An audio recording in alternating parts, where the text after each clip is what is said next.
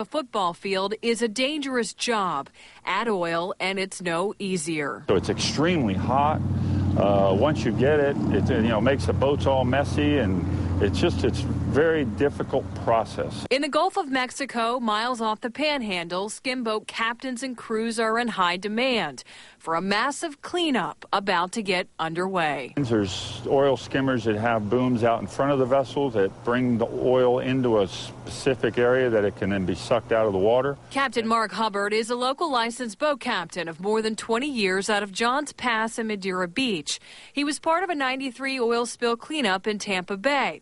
Now he's responding to a call for assistance by the U.S. Merchant Marine and state emergency officials. And we're going through and picking out the most experienced commercial captains, crew, and offshore engineers.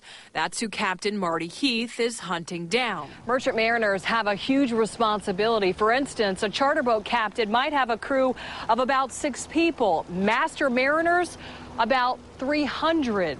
These are paid positions by BP. They don't accept volunteers. That's my understanding. And that just makes sense. I mean, this is a hazardous job, whether there was oil on the water or not. Tampa Bay mariners will be back up for Gulf Coast hires starting the job.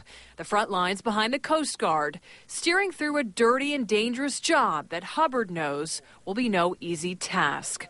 In Madeira Beach, Carson Chambers, ABC Action News. The Merchant Marine Association